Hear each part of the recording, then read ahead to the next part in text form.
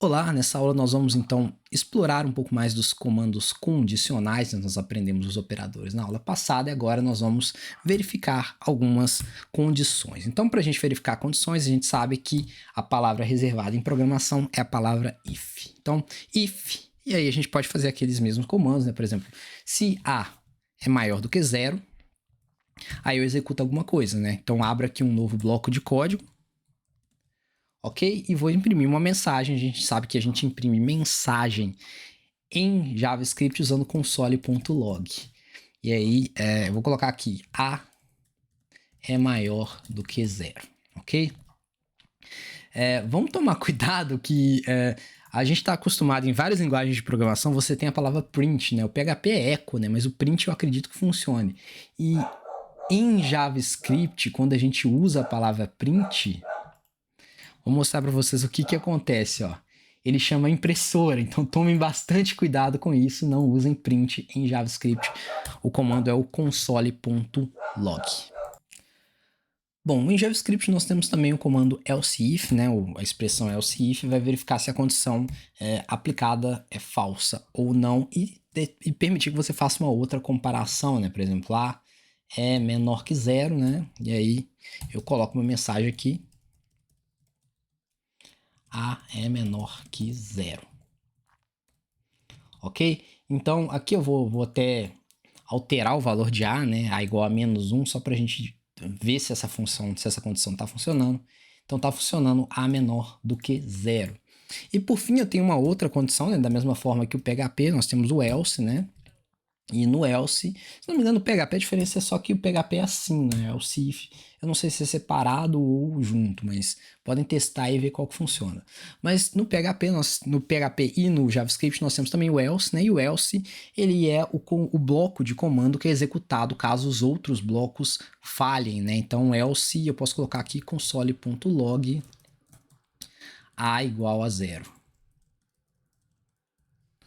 Ok? Então, vou colocar aqui a igual a zero só para a gente testar.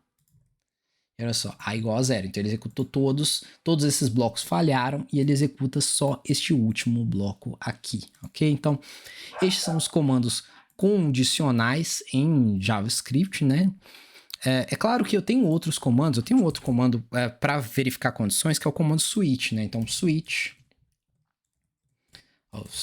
né? Ele é como se fosse um conjunto de if-else, né? Então, switch, e aí eu vou colocar aqui switch A, e aí, ó, dentro do switch A eu vou colocar case A igual a case, não sei, igual a zero, né? Então, aí eu coloco aqui console.log A igual a zero. Deixa eu colocar essa mensagem aqui, ó. Case 1 console.log A igual a 1.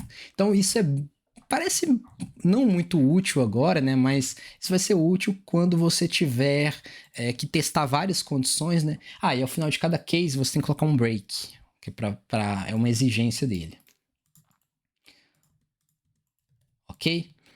E aí, quando a gente testa aqui, ó, deixa eu só apagar esse código aqui de cima, eu vou colocar aqui A igual a 2, por exemplo, que não tem condição. Deixa eu só comentar esse bloco todo aqui. Comentário em JavaScript é com barra barra, ok? A igual a 2, ok? Então ele testou tudo aqui e verificou que A é igual a 2. Se eu não tivesse o break, olha o que daria de errado, ó. Vou colocar aqui A igual a 0, que ele não ia pausar, ele ia imprimir tudo. Então ele precisa do break para que ele execute apenas a condição específica, né? Então, esse comando switch é caso eu tenha vários valores que eu queira testar, né? 3, 4, 5, né? Ok? E caso eu tenha uma condição que eu não estabeleci, eu coloco um case default aqui, né? E coloco um console.log valor indefinido, né? Coloco um break aqui, né? É default mesmo? Eu acho que não precisa do case, não. Só coloca o default caso eu coloque um valor que não está sendo considerado. Por exemplo, aqui 6, né? Não vai ser considerado, ele vai dar valor indefinido, ok? Então, o switch eu utilizo para avaliar um conjunto de condições if-else quando eu tenho várias condições que eu preciso testar. Eu utilizo o switch, ok? Bom, pessoal, então esses foram os comandos condicionais em JavaScript. Na próxima aula nós falaremos um pouco mais sobre os loops. A gente se vê na próxima aula. Bons estudos e até mais!